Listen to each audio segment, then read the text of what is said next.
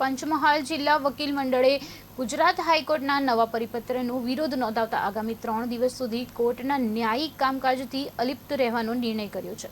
વકીલ મંડળનું કહેવું છે કે હાઈકોર્ટ દ્વારા ફિઝિકલ હાજરી સાથે વિડીયો કોન્ફરન્સિંગ, મેમો અને અપીલ જેવી ડિજિટલ પ્રક્રિયાઓને પ્રોત્સાહન આપતો પરિપત્ર બહાર પાડવામાં આવ્યો છે, પરંતુ પંચમહાલ જેવા જિલ્લાઓમાં હજુ પણ જરૂરી ટેકનિકલ સુવિધાઓ, ઇન્ટરનેટ અને તાલીમનો અભાવ છે।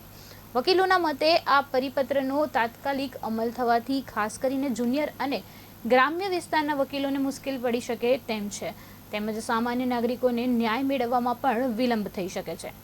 તેથી રાજ્યભરમાં પૂરતી સુવિધાઓ ઉપલબ્ધ કરાવ્યા બાદ જ આવા નિયમો અમલમાં મૂકવાની માંગ કરવામાં આવી છે। વકીલ મંડળે સર્વાનુમતે 6, 7 અને 8 ઓગસ્ટ દરમિયાન કોર્ટના તમામ ન્યાયિક કામકાજથી અલિપ્ત રહેવાનો નિર્ણય જાહેર કર્યો છે।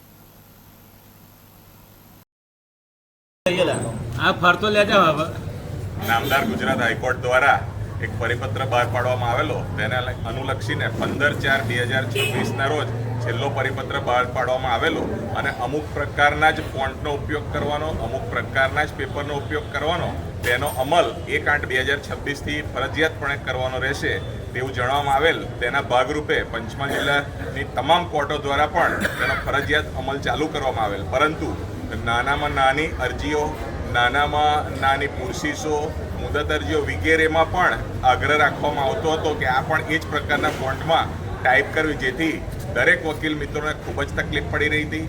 આને લીધે દરેક અરજી ટાઈપ કરવા માટે જવું પડતું હતું, નાણાં પણ વેડફાતા હતા, સમય વેડફાતો હતો। આને લઈને પંચમહાલ જિલ્લા વકીલ મંડળ દ્વારા ગઈકાલે એક જનરલ બોર્ડ બોલાવવામાં આવ્યું, જેમાં અંદાજિત 400 થી 500 વકીલ મિત્રો હાજર રહ્યા અને એક નિર્ણય કરવામાં આવ્યો કે તાત્કાલિક અસરથી 6, 7 અને 8 તાત્કાલિક અસરથી તમામ વકીલ મિત્રો કોર્ટ કાર્યવાહીથી અલિપ્ત રહેશે અને જ્યાં સુધી આ પરિપત્રમાં કોઈ મોડિફિકેશન ના આવે કે પરિપત્ર પરત ના ખેંચાય ત્યાં સુધી આ ચાલુ રહેશે અને પંચમહાલ જિલ્લા વકીલ મંડળ વધુ ઉગ્ર આંદોલન કરવા પણ સક્ષમ છે, એ પણ આ તબક્કે જાહેર કરીએ છીએ।